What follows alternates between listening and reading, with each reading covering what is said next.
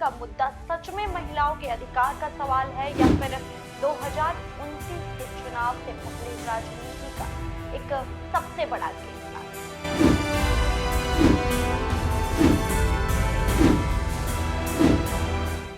नमस्कार, मैं हूँ प्रियांशी मिश्रा और आप देख रहे हैं देश की सबसे बड़ी बहस, जहां सवाल सिर्फ एक कानून नहीं बल्कि टाइमिंग, नियत और राजनीति की रणनीति का है। आज की कहानी शुरू होती है एक चिट्ठी से। जी हाँ, एक ऐसी चिट्ठी जिसने दिल्ली के सत्ता के गलियारों में हलचल मचा दी है।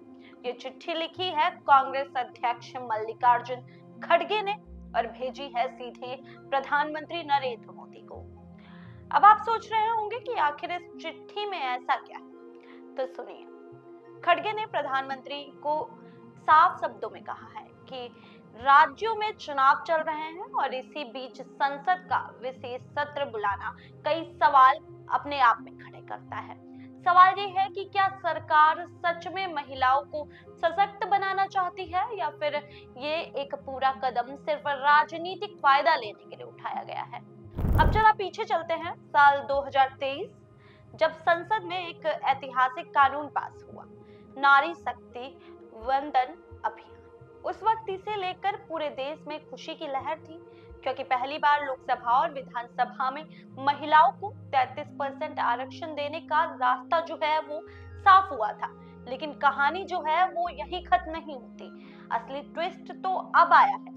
खड़गे कहते हैं कि ये कानून तो 2023 में ही सर्वसम्मति से पास हो गया था, फिर इसे लागू करने में 30 महीने क्यों लग गए और अब अचानक चुनाव के बीच में इतनी जल्दबाजी क्यों। ये वही सवाल है जो आज हर राजनीतिक गलियारों में तेजी से गूंज रहा है। खड़गे ने अपनी चिट्ठी में एक और बड़ा मुद्दा उठाया है और वो है परिसीमन यानी डेलिमिटेशन। अब आपको बता दें, ये आसान भाषा में क्या है, ये वो प्रक्रिया है जिसमें लोकसभा और विधानसभा की सीटों का पुनर्निर्धारण होता है। अब सरकार की इस पे योजना क्या है, तो वो हम आपको बता दें कि सूत्रों की माने लोकसभा सीटों की संख्या 543 से बढ़ाकर 816 तक की जा सकती है, यानी कि ये 816 हो सकती है और इसमें से करीब 273 सीटें महिलाओं के लिए आरक्षित होंगी। सुनने में ये बड़ा और ऐतिहासिक कदम लगता है, लेकिन विपक्ष कह रहा है कि असली खेल यही छिपा हुआ है। खड़गे का कहना है कि बिना परिसीमन के डिटेल्स बताए हुए, बिना राज्यों के विश्वास को लिए हुए और बिना सभी पार्टियों से चर्चा किए इस कानून पर कोई भी सार्थक बहस संभव ही नहीं है। उन्होंने साफ कहा है कि अगर सरकार सच में लोकतंत्र को मजबूत करना चाहती है तो 29 अप्रैल के बाद एक सर्वदलीय बैठक होनी चाहिए जिसमें हर पार्टी, हर राज्य अपनी अपनी बात रख सके। अब सवाल ये उठता है कि सरकार ने ऐसा किया क्यों नहीं।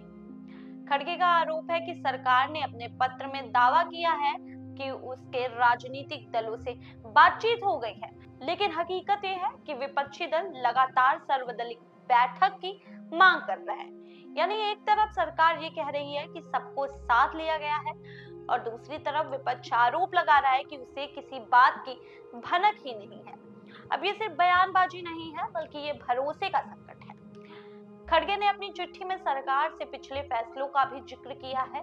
उन्होंने कहा है कि नोटबंदी, जीएसटी, जनगणना और संघीय ढांचे से जुड़े मुद्दों पर भी सरकार का रिकॉर्ड भरोसा पैदा नहीं करता है।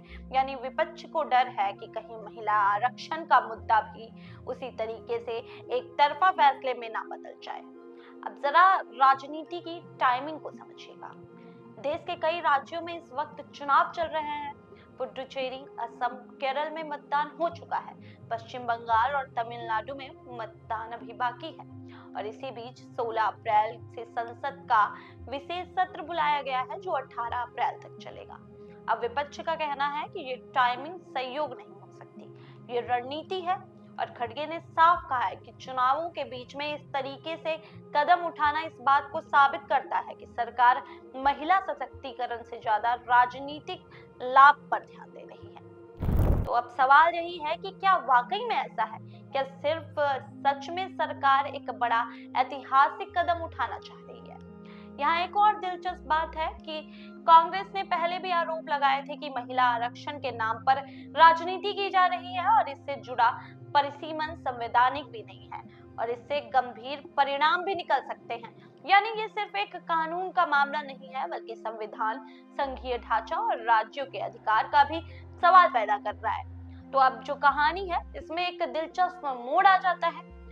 कांग्रेस कार्य समिति की बैठक में ये तय हुआ है कि खड़गे 15 अप्रैल के आसपास सभी विपक्षी दलों को बुलाएंगे बैठक में, ताकि 16 से 18 अप्रैल को विशेष सत्र को लेकर एक साझा रणनीति बनाई जा सके।